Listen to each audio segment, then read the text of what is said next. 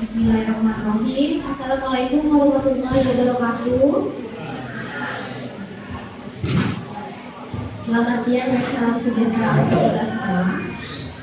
Jadi pada siang hari ini kita akan mendengarkan materi terkait diseminasi modul 1.4 disiplin positif pendidikan guru penggerak angkatan 9 yang akan disampaikan oleh Bapak Heruwansyah SPD. Sebelum mulai kegiatan pada siang hari ini, kita berdoa terlebih dahulu. Dipersilakan kita berdoa menurut agama dan kepercayaan masing-masing. Berdoa.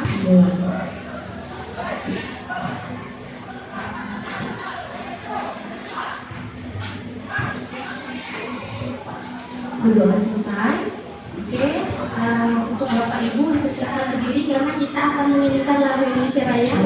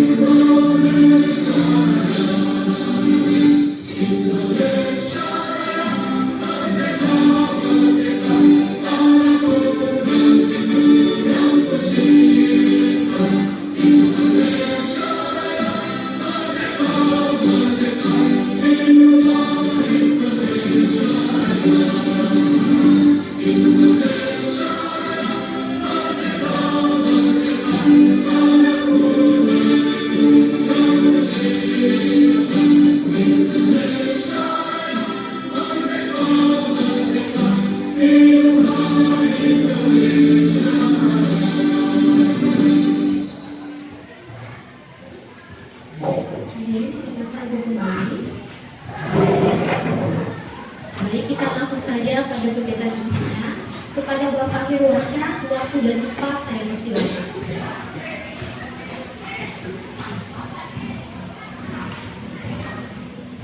Terima kasih moderator. Assalamualaikum warahmatullahi wabarakatuh. Salam damai sejahtera bagi setiap waktu. Salam kebajikan untuk kita semua yang berada di dalam ini. Pertama-tama saya ucapkan terima kasih kepada Bapak Sekolah SMP 19 yang sudah menyiapkan tempat bersama kesalahannya untuk saya untuk menyampaikan materi yang ini diseminasi disiplin positif. Saya sendiri Heruwansyah SPD, guru penggerak angkatan 9 dari SDN 36 Pontianak Selatan.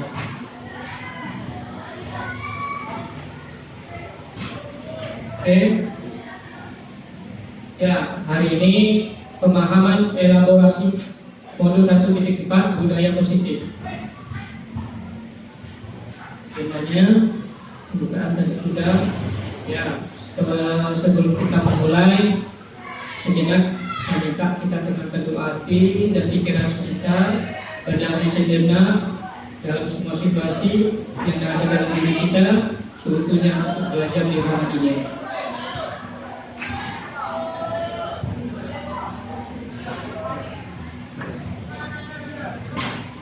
Kompetensi lulusan modul 1.4 tadi, modul ini diharapkan berkontribusi untuk mencapai kompetensi lulusan, di mana guru penggerak memahami pentingnya mengetahui kebutuhan belajar dan lingkungan yang memfasilitasi seluruh individu di sekolah agar dapat meningkatkan kompetensinya secara aman dan nyaman. Terus kedua, guru penggerak mampu menggerakkan komunitas sekolah untuk bersama-sama mengembangkan dan mewujudkan visi sekolah yang berpihak pada murid dan berlandaskan nilai-nilai kebajikan universal. Ya, capaian umumnya tadi memahami konsep pendidikan bermulut Ki Hajar Dewantara dihubungkan dengan konsep budaya dan lingkungan positif di sekolah yang berpihak pada murid. Melakukan evaluasi dan refleksi tentang praktik disiplin dalam pendidikan di Indonesia secara umum untuk mendapatkan pemahaman baru mengenai konsep disiplin positif untuk menciptakan murid dengan profil pelajar Pancasila. Terus yang ketiga, memahami peran untuk membangun budaya positif dengan menerapkan konsep disiplin positif dalam berinteraksi dengan murid. Terus capaian lagi mendemonstrasikan pemahaman CGP mengenai konsep budaya positif yang di dalamnya terdapat konsep perubahan paradigma stimulus, respon, dan teori kontrol. 3 teori motivasi perilaku manusia, motivasi internal dan eksternal, keyakinan kelas, hukuman, dan penghargaan. 5 kebutuhan dasar manusia, 5 posisi kontrol guru, dan segitiga konstitusi. Menerapkan strategi disiplin positif yang memerdekakan murid untuk menciptakan ekosistem sekolah aman dan berpihak pada anak. Menyusun langkah-langkah dan strategi aksi nyata yang efektif dalam mewujudkan kolaborasi dengan seluruh pemangku kepentingan sekolah agar tercipta budaya positif yang dapat mengembangkan karakter murid. Bersikap reflektif dan kritis terhadap budaya di sekolah dan senantiasa mengembangkannya sesuai kebutuhan sosial dan emosional murid. Oke, Bapak Ibu, di sini saya ada pertanyaan pemantik untuk kita sama-sama. Yang pertama itu pertanyaan pemantiknya, hukuman dapat mendisiplinkan anak. Setuju atau tidak, Bapak Ibu? Gimana, Bu Ina? Setuju? Tidak, Pak. Tidak setuju. Bu Dina tidak setuju atas hukuman dapat mendisiplinkan anak. Untuk Bu Esti gimana?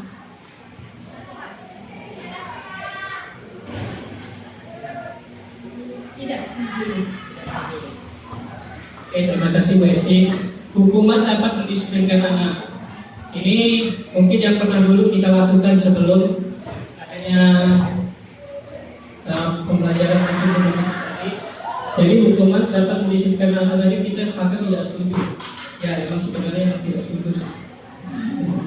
Yang kedua, pemberian hukuman dengan hal positif seperti membaca atau memberikan bersihkan halaman sekolah dapat meningkatkan disiplin anak. Gimana menurut Bapak Ibu?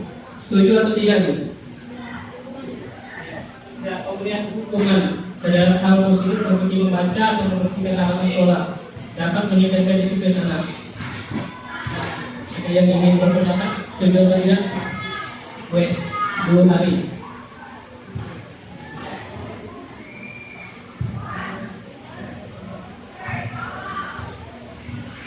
Saya kurang setuju, tapi ini tergantung tergantung konteksnya. Tapi saya tidak setuju memberi hukuman dengan hal positif seperti membaca atau membersihkan halaman sekolah dapat meningkatkan disiplin anak. Setuju, Pak? Setuju. Ari nanti setuju. Apakah ada yang tidak setuju? Ada yang lain? Tidak setuju. Gimana Bu Esti pendapatnya? Apa alasannya tidak setuju?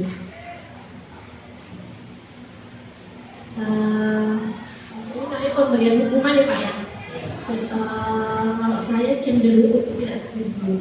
Kenapa? Karena namanya hukuman itu kayaknya kan hanya satu pihak ya ini yang mau gitu, yang mau. Sedangkan namanya apalagi kok dalam dunia pendidikan itu kita kan harus memperlakukan peserta didik dengan baik itu. Nah jadi kalau yang namanya hukuman, kalau saya kurang setuju nih, walaupun sebenarnya itu positif seperti itu. Terima kasih Bu Esti. Ya, kita dapat hari ini dapat 2 pendapat dari teman kita. Tadi pemberian hukuman dengan hal positif seperti membaca atau membersihkan halaman sekolah dapat meningkatkan disiplin anak. Yang pertama dari Bu Ali setuju dan Bu Esti tidak setuju. Oke, yang ketiga, memberi penghargaan dapat meningkatkan motivasi belajar si anak. Jadi gimana? Ada yang setuju atau tidak nih memberi penghargaan dapat meningkatkan motivasi belajar anak? Gimana Bu Linda? Kalau dulu saya setuju, cuma karena sudah belajar ini jadi kurang Pak, kurang setuju. Oh ya, tidak setuju.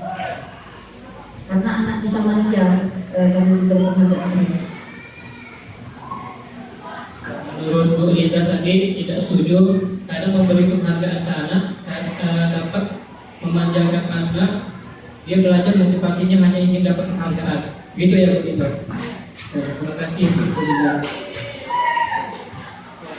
Topik dalam eksplorasi konsepnya di sini disiplin positif dan nilai kebajikan universal, teori motivasi hukuman dan penghargaan, restitusi, keyakinan kelas, kebutuhan dasar manusia dan dunia berkualitas, restitusi 5 posisi kontrol, restitusi segitiga restitusi. Ya, disiplin positif dan nilai kebajikan universal. Nah, di sini perubahan paradigma. Kegiatan kepalan tangan ada A dan B. Anda dan teman Anda sobeklah secari kertas kecil, tuliskan benda atau sesuatu yang sangat berharga untuk Anda, letakkan di salah satu tangan dan genggam benda sesuatu tersebut dengan segala daya. Buatlah sebuah kepalan. Teman Anda B akan mencoba dengan sebuah tenaga dengan berbagai cara untuk meminta Anda memberikan benda tersebut.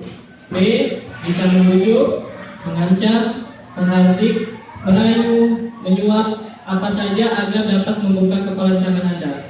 Apa yang terjadi? Ya, saya ingin coba Bu Linda dan Bu Ari. Gimana? Bu Ari menggenggam sesuatu yang Ibu anggap itu berharga.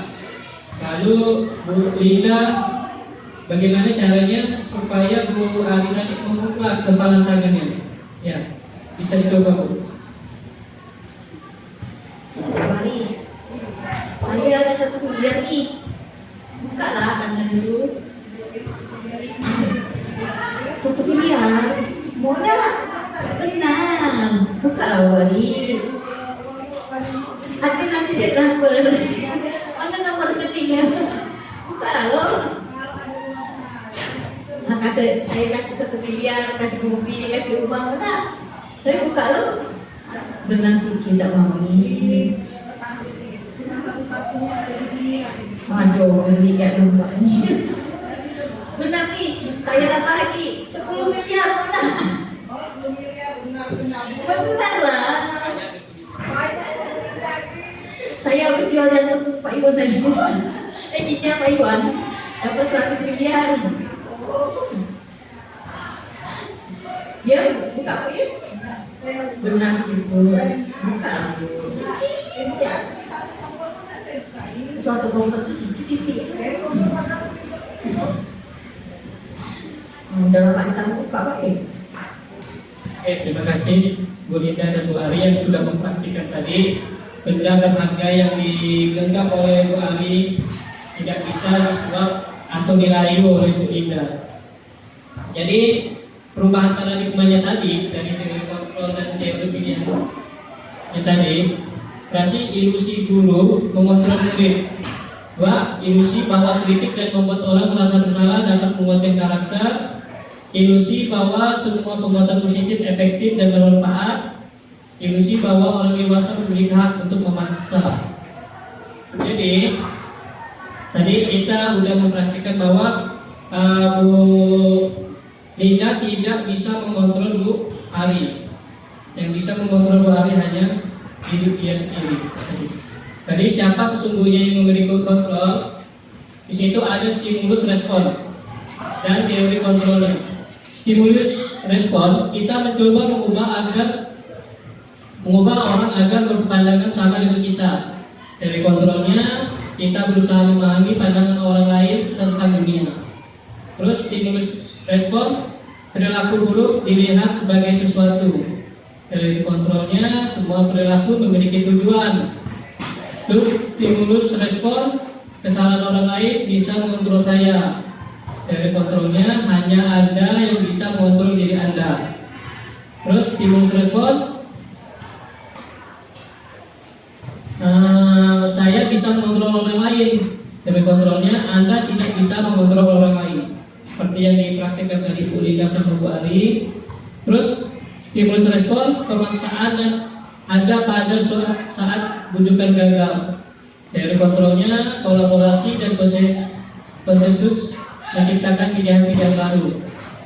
Stimulus respon, model berpikir menang kalah. Dari kontrolnya, model berpikir menang-menang. Ya, disiplin positif. Dari teori kontrol tadi, Anda bisa mengontrol orang lain, hanya Anda yang bisa mengontrol diri Anda.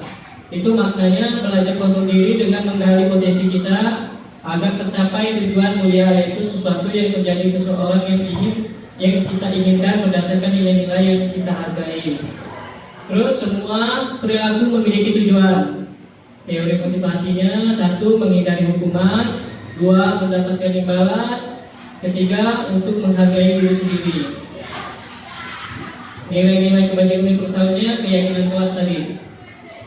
Terus model berpikir menang-menang, kolaborasi dan konsensus menciptakan pilihan-pilihan baru. Ada 5 posisi kontrolnya: 1. Penghukum, 2. Pembuat rasa bersalah, 3. Teman, 4. Pemantau, 5. Manajer. Terus segitiga restitusinya menstabilkan identitas, validasi kebutuhan, menanyakan keyakinan. Terus realitas kebutuhan kita berbeda, kita berusaha memahami pandangan orang lain tentang dunia. Setiap orang memiliki gambaran berbeda. Nah, di situ 5 kebutuhan dasar manusia: bertahan hidup, penguasaan, kasih sayang dan rasa terima, kesenangan, kebebasan. Apakah makna disiplin? Nah, di sini apakah Bapak Ibu ada yang ingin selain dari kata dari paparan di depan itu disiplin itu apa? Menurut Bu Linda, disiplin itu apa? Disiplin itu misalnya tepat waktu.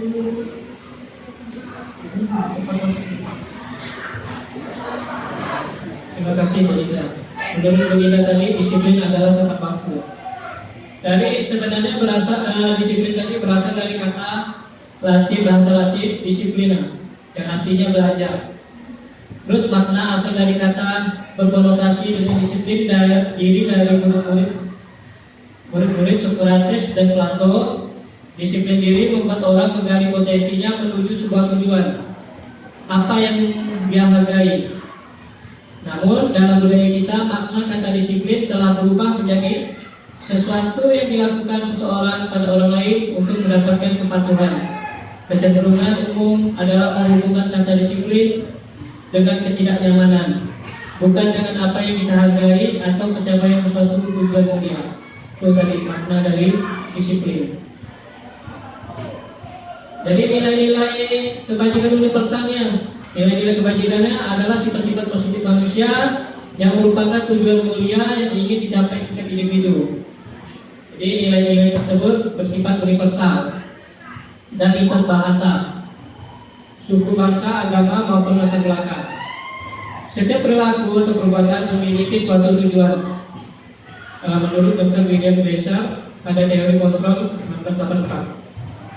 Dengan mengaitkan nilai-nilai kebajikan yang diyakini seseorang, maka motivasi intrinsiknya akan terbangun sehingga menggerakkan motivasi dari dalam untuk dapat mencapai tujuan mulia yang diinginkan. Menurut dia dosen apa? Nilai kebajikan yang ingin dicapai oleh setiap anak Indonesia kita kenal dengan profil pelajar Pancasila. Ya, dari tadi yang sudah kita pelajari, profil pelajar Pancasila tadi beriman, bertakwa kepada Tuhan Yang Maha Esa dan berakhlak mulia. Terus kedua, mandiri, bernalar kritis, berkebinekaan tunggal, gotong royong, dan kreatif.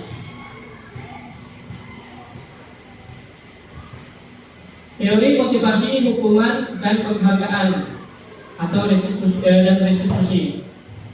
Teori mitigasi perilaku manusia Satu, untuk menghindari ketidaknyamanan atau hukuman. Apa yang akan terjadi apabila saya tidak melakukannya? Itu motivasi eksternalnya. Terus kedua, motivasi eksternalnya untuk mendapatkan imbalan dari orang lain, institusi, apa yang akan saya dapatkan apabila saya melakukannya. Terus motivasi internal, tujuan definisi tadi, untuk menghargai diri sendiri. Saya akan menjadi orang yang seperti apabila saya melakukannya. Itu teori motivasi perilaku manusia. Ya, menurut Ki Hajar Dewantara, merdeka itu artinya tidak hanya terlepas dari perintah, akan tetapi juga cakap buat memerintah diri sendiri. Sampai di situ tadi. Nah, dihukum oleh penghargaan, bahwa penghargaan berlaku sama dengan hukuman. Dalam arti meminta atau membujuk seseorang melakukan sesuatu untuk memenuhi suatu tujuan tertentu dari orang yang meminta, membujuk, dorongannya eksternal, dan akan ada faktor ketergantungan.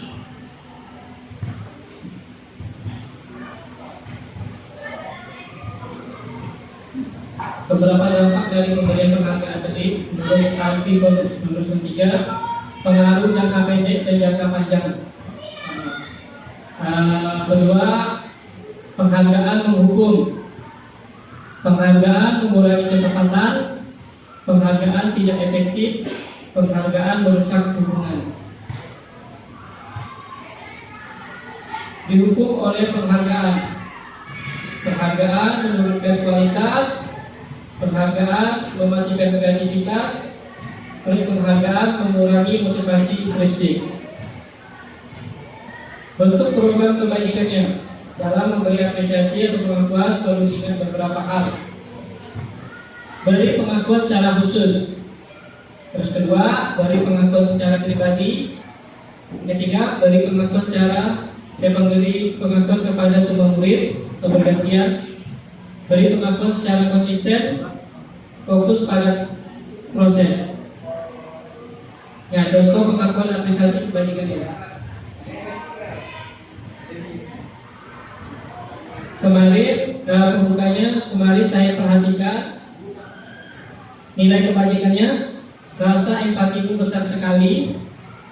Situasinya pada saat menolong murid baru di kelas kita. Pembukanya, saya menghargai nilai kebajikannya, kepedulianmu. Situasi pada saat kamu membantu teman-temanmu di tugas kelompok. Terus terima kasih untuk pembukanya, nilai kebajikannya tadi rasa tanggung jawabmu. Situasi pada saat kamu memungut kertas-kertas yang berserakan di lantai. Ya, oke, ini tindakan guru. Ini ada hukuman atau konsekuensi. Yang pertama, mencatat 100 kali di dalam buku kalimat, saya tidak akan terlambat lagi karena terlambat ke sekolah. Ini hukuman atau konsekuensi. Ya, Bu Ari. Ini termasuk hukuman. Terima kasih Bu Ari. Bu Ari mencatat 1000 kali dalam buku kalimat, saya tidak akan terlambat lagi karena terlambat ke sekolah, itu adalah hukuman. Ini baru kita lihat lagi. Terus lalui mengelilingi lapangan basket 2 kali karena terlambat hadir di sekolah. Hukuman atau konsekuensi? Oh, ST hukuman. Terus murid diminta untuk push up 15 kali karena tidak menggunakan masker ke sekolah. Hukuman atau konsekuensi? Gimana, Mbak? Hukuman. Jadi, terus yang keempat, menggantikan kertas tugas teman yang telah dicoret-coret. Ini hukuman atau konsekuensi? Yang lain? Konsekuensi. Oke, konsekuensi. Terus membersihkan tumpahan air di meja karena tersenggol pada saat belajar. Hukuman atau konsekuensi? Konsekuensi. Murid disuruh untuk tidak mengenakan sepatu seharian di sekolah karena tidak mengenakan sepatu hitam. Hukuman atau konsekuensi?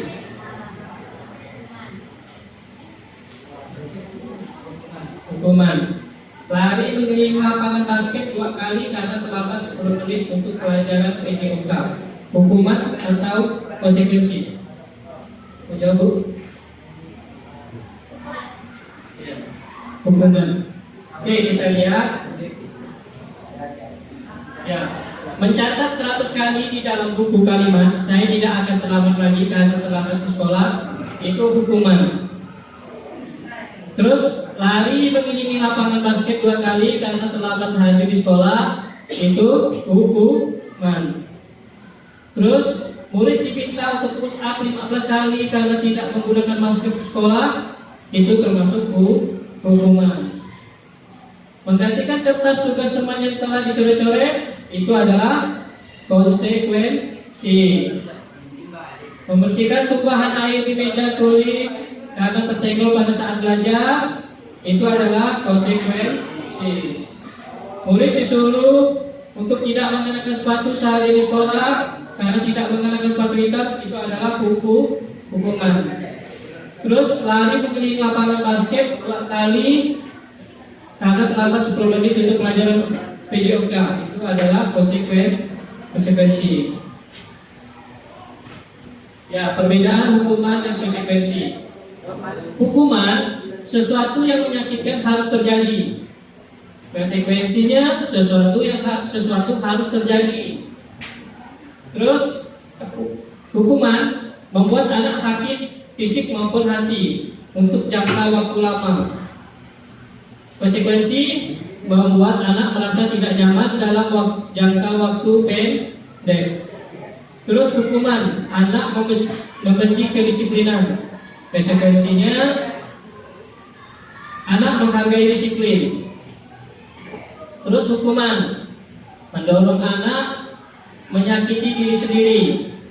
Konsekuensinya mendorong anak agar mudah menyesuaikan diri.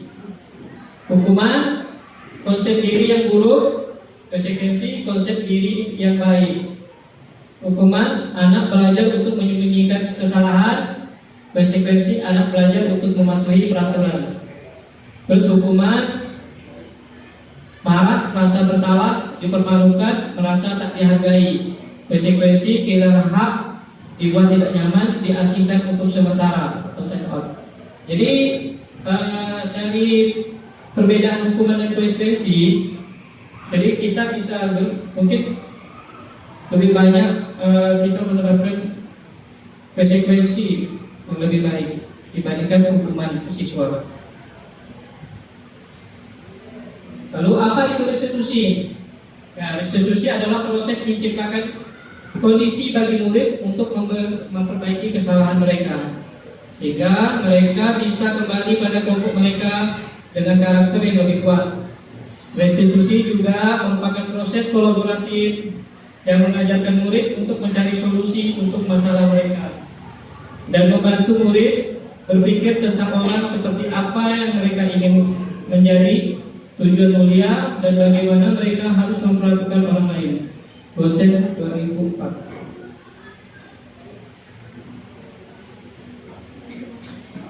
Oke, hukuman. Sesuatu yang menyakitkan harus terjadi tadi kan? Konsekuensinya dari disiplin itu konsekuensi sesuatu yang terjadi. Kalau restitusi merupakan pilihan. Hukuman tidak nyaman murid anak untuk jangka waktu panjang. Tadi konsekuensinya nyaman, tidak nyaman murid anak untuk jangka waktu pendek. Terus restitusi menguatkan murid anak dalam jangka waktu panjang. Hukuman korban mendapatkan keadilan. Konsekuensi korban bisa diabaikan. Terus restitusi korban mendapatkan ganti. Terus hukuman murid atau anak akan tersakiti. Konsekuensinya murid anak dibuat tidak nyaman. Restitusi murid atau anak mendapatkan penguatan. Hukuman tadi perilaku pasif agresif meningkat. Konsekuensi penguatan hanya bertahan dalam jangka waktu pendek. Restitusi masalah terpecahkan. Hukuman sistem tidak akan berjalan bila murid tidak takut. Konsekuensi memerlukan monitoring dan supervisi terus-menerus dari guru. Restitusi murid belajar bertanggung jawab untuk perilakunya. Hukuman berlaku hanya pada sebuah institusi, tidak berlanjut pada kehidupan nyata. Konsekuensi membantu penerapan mengikuti peraturan dalam masyarakat. Restitusinya fokus pada pemecahan masalah dalam jangka waktu panjang.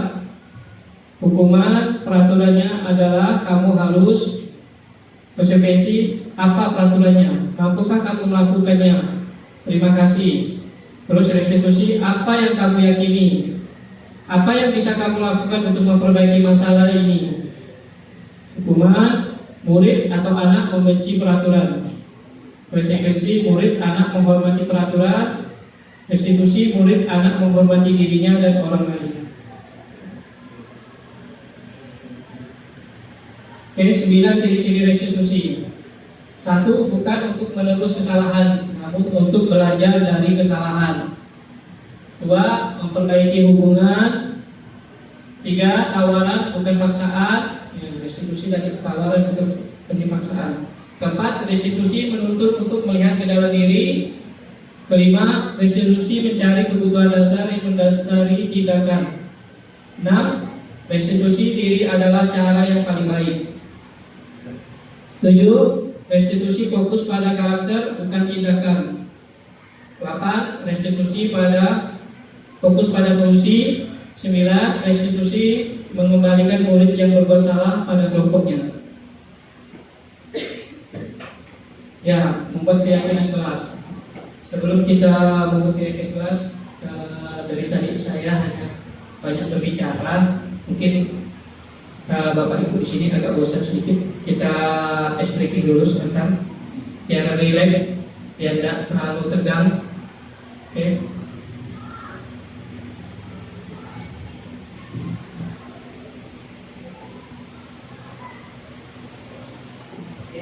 Bapak Ibu, silakan berdiri dulu.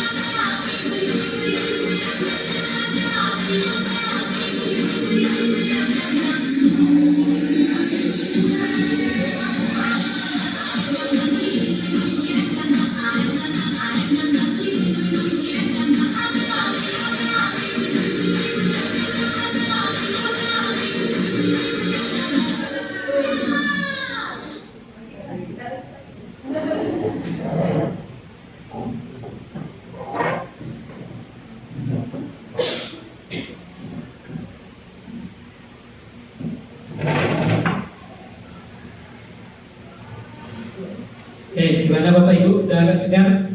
Kita lanjutkan lagi. Tadi udah ice breaking sebentar. Ya, kita lanjut pembelajaran keyakinan kelas. Ya, mengapa tidak peraturan saja? Mengapa harus keyakinan kelas? Ya, di sini mengapa kita memiliki peraturan harus menggunakan helm bila mengendarai kendaraan roda 2? Ada yang tahu kenapa? Ada yang ingin menjawab? Warid, tidak.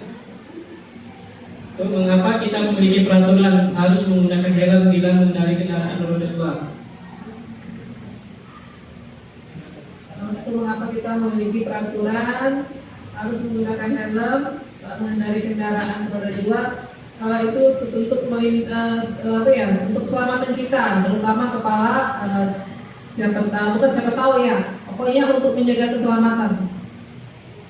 Terima kasih Bu Ari. Ya, mengapa kita memiliki peraturan harus menggunakan helm mengendarai kendaraan roda 2? Itu kata Bu Ari demi keselamatan. Mengapa kita memiliki peraturan 3M? Menggunakan masker, mencuci tangan, dan menjaga jarak 1,5 meter. Bu Linda? Untuk kesehatan, ya, untuk menjaga kesehatan kita agar terhindar dari Ya, untuk kalau menurut Bu Linda, mengapa kita memiliki peraturan 3M, menggunakan masker, mencuci tangan, dan menjaga jarak 1,5 meter itu untuk menjaga kesehatan ya. Mengapa kita memiliki peraturan harus datang tepat waktu pada saat mengikuti pelatihan? Ayo, PSD, kenapa PSD? Disiplin, agar disiplin. Oke, terima kasih PSD. Untuk mendukung motivasi intrinsik, kembali ke nilai-nilai keyakinan lebih menggerakkan seseorang dibandingkan mengikuti serangkaian peraturan-peraturan. Ya, budaya positif. Budaya positif tadi, lingkungan positif, keyakinan kelas, dan peraturan kelas. Kesepakatan kelas, yang mana yang merupakan keyakinan kelas mengapa? Tuh, kesepakatan kelas datang tepat waktu, mengucapkan salam, menjaga kebersihan sekolah, berdoa sebelum dan sesudah kegiatan, aktif dalam pembelajaran. Terus kesepakatan kelas, kami guru dan murid yang saling menyayangi, kami murid yang semangat belajar, kami murid yang peduli dengan teman-teman. Ya, kegiatan pendalaman keyakinan kelas ada merupakan tabel T dan tabel Y. Hormat, kami meyakini bahwa sangat penting untuk menghormati semua orang barang milik orang lain. Bekerja, kami meyakini bahwa sangat penting untuk mengerjakan segala pekerjaan atau mengikuti kegiatan yang telah ditugaskan. Diterima dan dimiliki, kami meyakini bahwa sangat penting untuk merasa diterima pada suatu kelompok dan saling peduli satu dengan yang lain.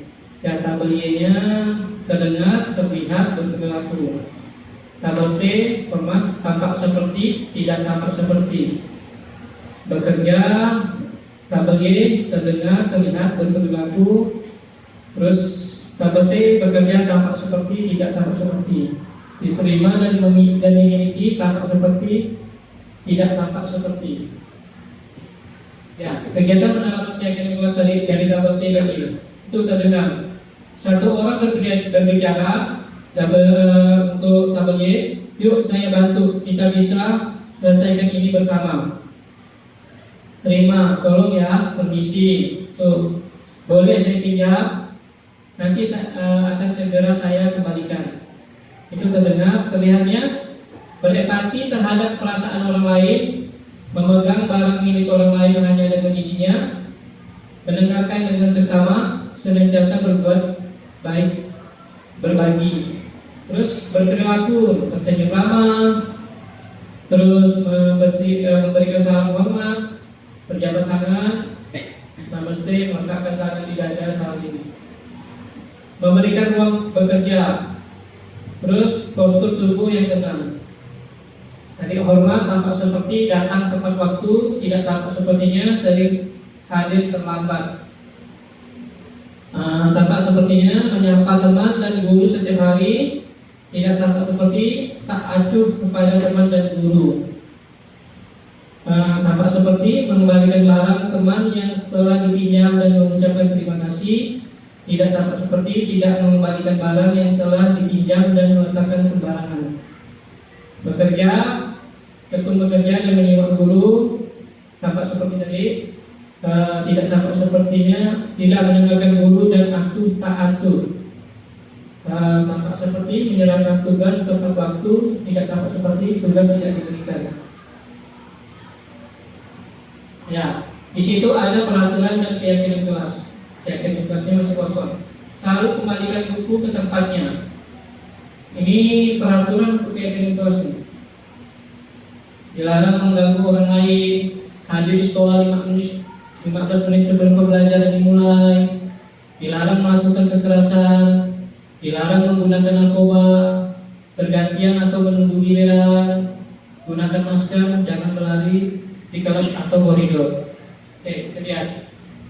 Selalu kembalikan buku ke tempatnya, kelasnya tanggung jawab. Nah, nilai kebajikannya tanggung jawab. Dilarang mengganggu orang lain, itu menghormati orang lain. Hadir di sekolah 15 menit sebelum pembelajaran dimulai, itu nilai kebajikan keyakinan kelasnya, menghormati orang lain, berkomitmen. Terus peraturan, dilarang melakukan kekerasan, ya itu terus keselamatan, menghormati orang lain, keyakinan kelasnya. Peraturannya dilarang menggunakan narkoba, itu nilai kebajikannya kesehatan. Peraturan bergantian atau menunggu giliran, keyakinan kelas, menghormati orang lain, bersabar. Terus peraturan gunakan masker, itu keyakinan kelasnya kesehatan, keselamatan. Peraturan jangan berlari di kelas atau koridor, itu keselamatan atau keamanan. Ya, kita masuk versi konsep kebutuhan dasar manusia dan dunia berkualitas. Kebutuhan dasar manusia, bisa kita lihat di situ. Kebutuhan dasar manusia itu ada kasih sayang dan rasa diterima. Kedua, penguasaan, kebertahan hidup, kesenangan, dan kebebasan. Untuk kebutuhan dasar manusia. Kita lanjut, 5 posisi kontrol. Ya, 5 posisi kontrol di situ. Guru berbentuk ada penghukum, pembuat rasa bersalah, teman, penantau atau manajer. Jadi kalau guru sebagai penghukum itu menghardik, menunjuk-nunjuk, menyakiti dan menyindir. Terus kalau pembuat rasa bersalah, berceramah dan mengatakan seharusnya ibu kecewa, itu pembuat rasa bersalah. Kalau guru berbuat sebagai teman, membuatkan alasan untuk muridnya. Terus kalau pemantau, guru berbuat itu menghitung dan mengukur. Lalu kalau guru berbuat, posisi kontrolnya manajer, mengajukan pertanyaan-pertanyaan. Itu tadi. Terus lagi guru berkata, penghukum tadi, kalau kamu tidak melakukannya, awas ya, rasakan. Itu biasanya dikatakan guru. Kalau pembuat rasa bersalah, kamu seharusnya sudah tahu, ibu telah sekali mengatakannya. Ibu stres. Itu guru berkata pembuat rasa bersalah. Kalau guru sebagai teman, ayolah lakukan demi ibu. Masa kamu tidak mau? Ingat tidak, ibu pernah bantu. Kalau pemantau, apa peraturannya? Manajer, apa yang kita yakini, apa yang bisa kamu kerjakan untuk memperbaiki masalah ini. Ya, dari hasilnya tadi, penghukum itu hasilnya memberontak, menyalahkan orang lain, berbohong. Kalau pembuat bersalah, menyembunyikan, menyangkal, berbohong. Sebagai teman, ketergantungan. Jadi kalau guru tadi sebagai posisi sebagai teman, psikolognya siswa ketergantungan.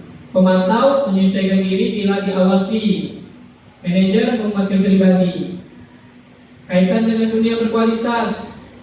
Penghukum, murid meletakkan guru di luar dunia berkualitas. Pembuat rasa bersalah, murid meletakkan guru di dalam dunia berkualitas. Teman, murid meletakkan guru di sebagai orang yang sangat penting di dunia berkualitas. Jadi sebagai pemantau, murid meletakkan guru peraturan dan hukum di dunia berkualitas. Sebagai manajer, murid meletakkan dirinya sebagai individu yang positif dalam dunia berkualitas. Nah, terus ada murid berkata, kalau penghukum, biarkan saja, nanti juga marah-marah lagi. Nah, ini biasanya nih kalau guru yang biasa sebagai penghukum itu kata-kata murid berkatanya. Terus membuat rasa bersalahnya, maafkan saya teman, saya pikir bapak ibu teman saya ternyata begitu. Biasanya murid. Terus pemantau berapa banyak bintang yang saya harus peroleh, berapa halaman yang harus saya tulis. Itu sebagai pemantau.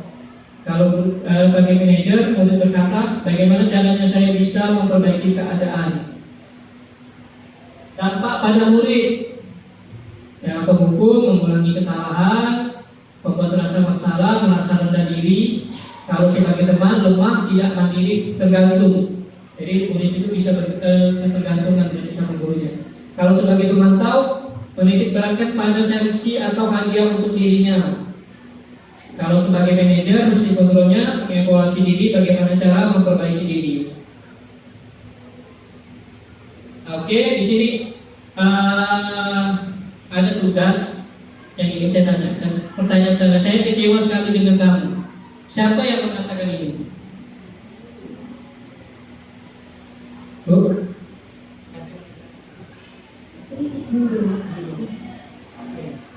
Saya kecewa sekali dengan kamu. Itu siapa yang mengatakan? Guru. Kamu tidak pernah benar melakukannya. Itu yang mengatakan guru atau siswa? Guru.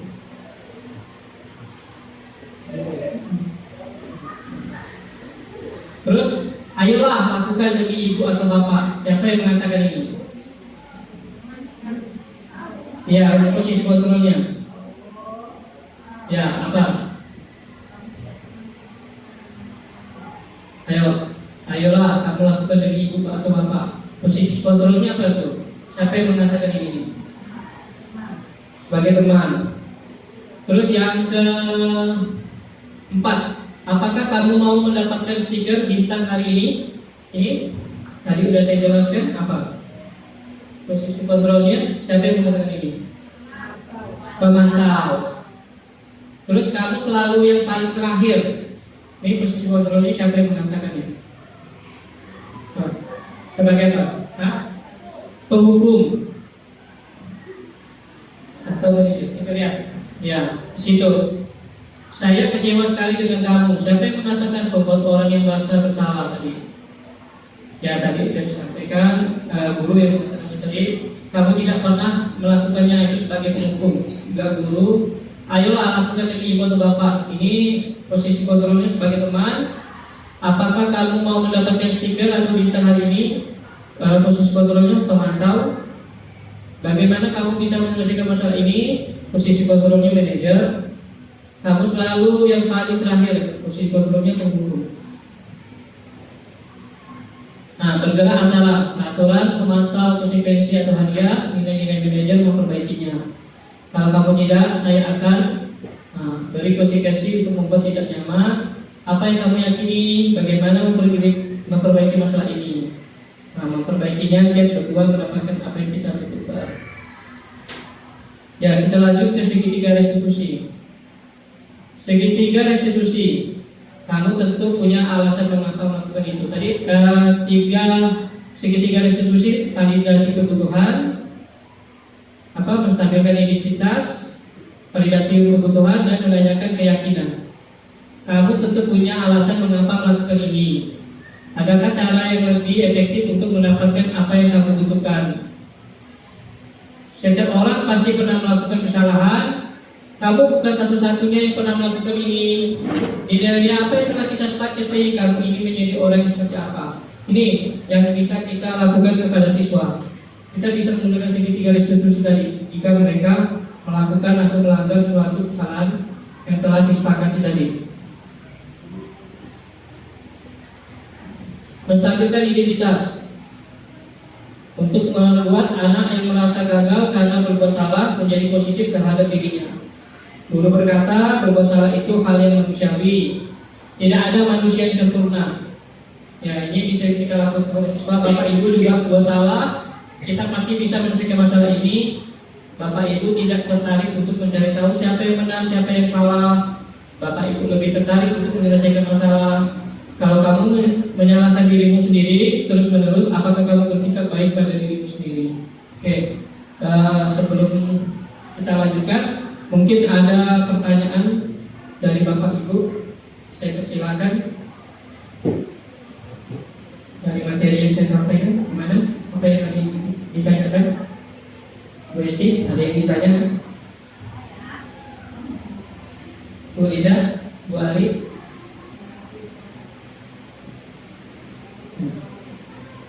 Silakan Bu Ida.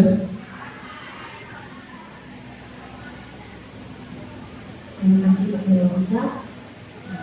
Ini saya akan tanyakan, menurut Bapak, posisi kontrol apa yang paling sering Bapak perankan di sekolah?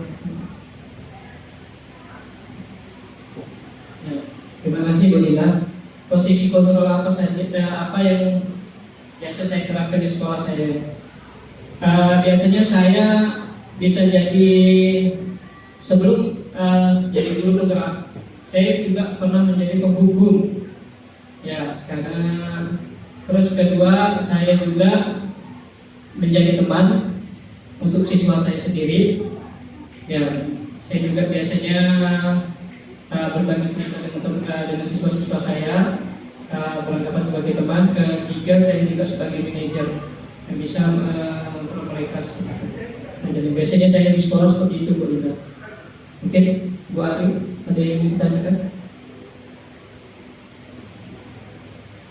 Baik, Bu Ari.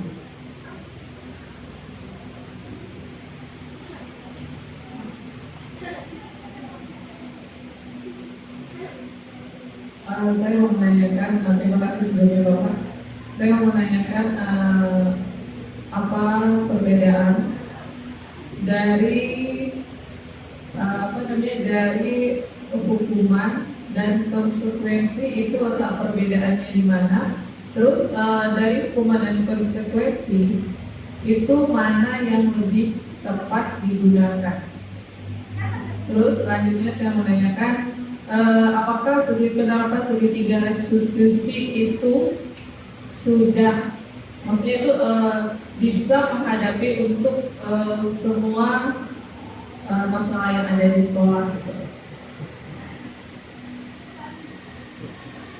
Oke, terima kasih Bu Ari, bagus sekali pertanyaannya. Jadi perbedaan hukuman dan konsekuensi itu tadi sudah saya jelaskan, perbedaan hukuman dan konsekuensi. Kalau hukuman itu sesuatu yang menyakitkan harus terjadi, sesuatu yang harus terjadi. Kalau konsekuensi, tapi kalau hukuman sesuatu yang menyakitkan. Kalau konsekuensi tadi kan harus terjadi. Terus kalau hukuman membuat anak sakit fisik maupun hati. Biasanya kan kalau guru melakukan hukuman kan biasanya anak itu kalau tidak sakit hati, sakit fisiknya kan untuk jangka waktu yang lama.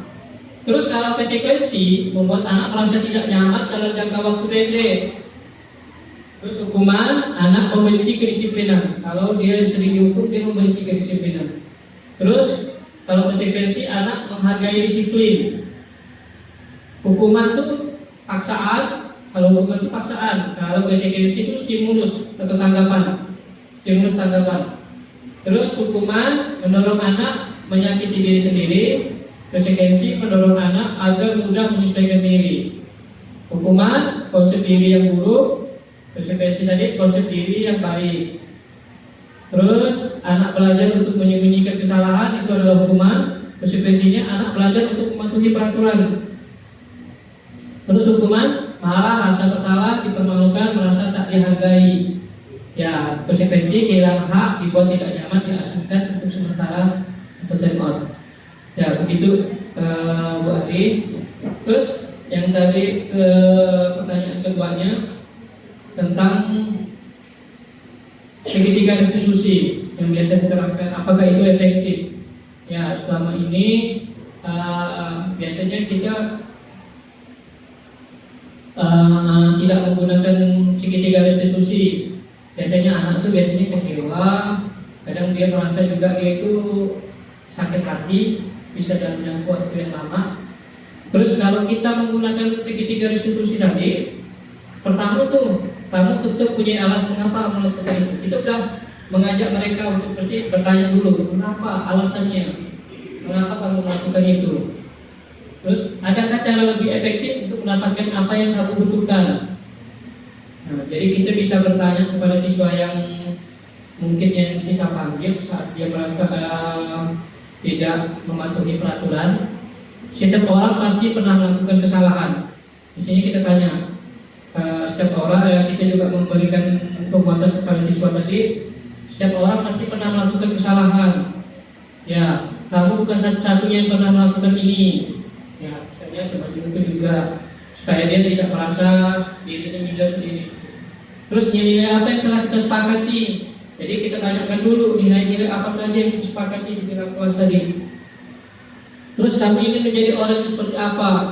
Nah, barulah kita bertanya seperti itu pada siswa. Menurut saya segitiga institusi ini sangat bermanfaat ya, Bu Ari. Nah, jadi kita tidak juga sebagai penghukum. Jadi kita di sini menyelesaikan masalah menstabilkan identitas anak tadi, agar anak merasa untuk membuat anak yang merasa gagal karena berbuat salah menjadi positif terhadap dirinya. Itu alasannya. Yang bisa. Jadi guru berkata berbuat salah itu hal yang manusiawi. Tidak ada manusia yang sempurna. Bapak ibu juga pernah bersalah. Kita pasti bisa menyelesaikan masalah ini. Jadi anak tidak merasa minder. Dia tidak. Anak juga merasa berbuat salah itu menjadi positif terhadap dirinya dia.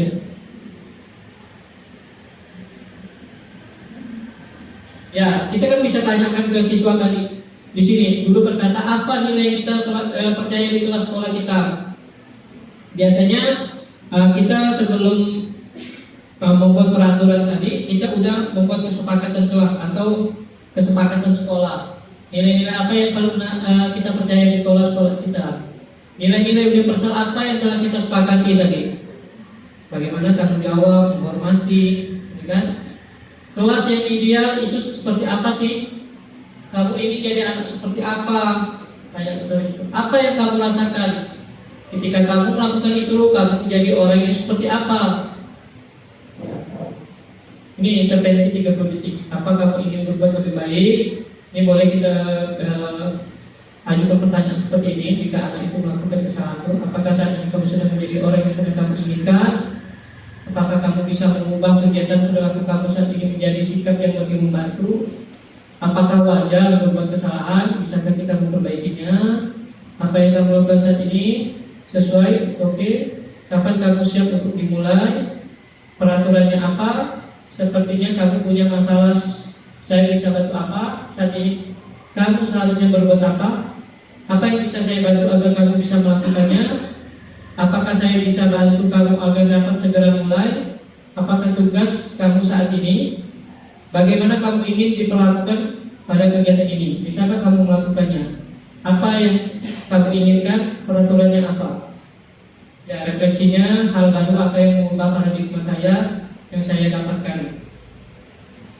Jadi perasaan apa yang muncul selama mengikuti sesi ini, khususnya mengenai makna disiplin positif intrinsi. Oke? Sebelum saya lanjut, mungkin saya ingin tanya refleksinya, hal baru apa yang mengubah paradigma Bapak Ibu setelah kita mempelajari materi ini tadi?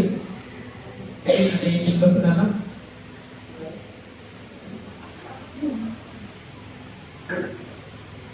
Baru yang mengubah paradigma saya yaitu hukuman itu tidak harus kita laksanakan. Jadi sebelum kita memberi hukuman tuh kita tadi menggunakan segitiga restitusi. Itu hal baru yang saya dapat, yaitu penggunaan segitiga restitusi dalam menyelesaikan masalah atau penyimpangan yang ada di sekolah. Yang kedua, perasaan apa yang muncul selama mengikuti sesi ini, khususnya mengenai makna disiplin dan motivasi institusi. Perasaan saya senang dan termotivasi lagi untuk menerapkan disiplin positif dan motivasi intrinsik. Yang ketiga,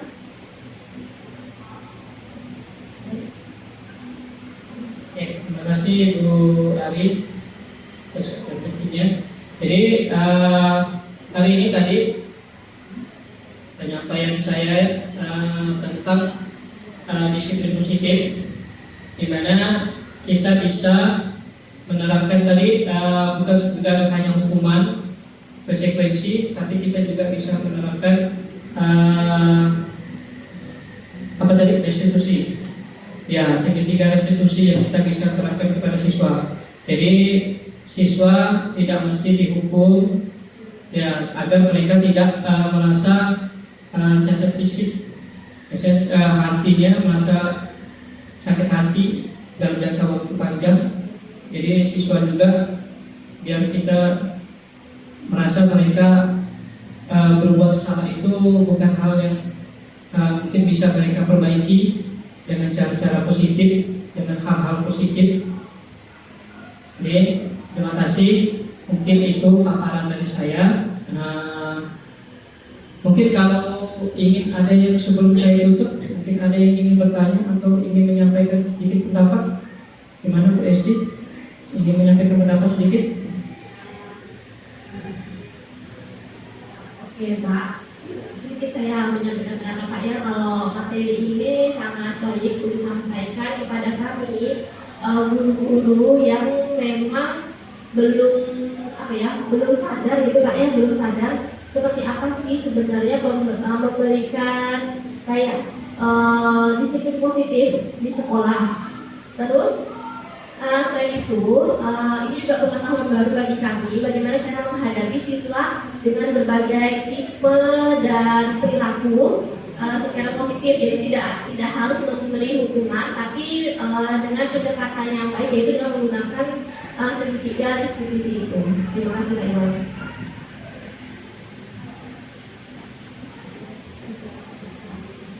Oke, terima kasih Bu Esti. Oke, sebelum saya akhiri, saya kembalikan ke moderator.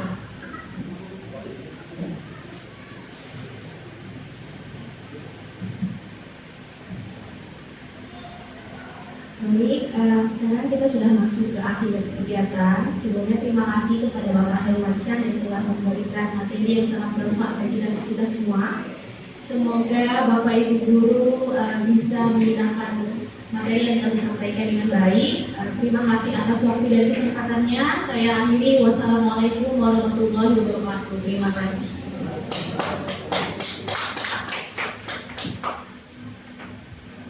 Bapak Ibu.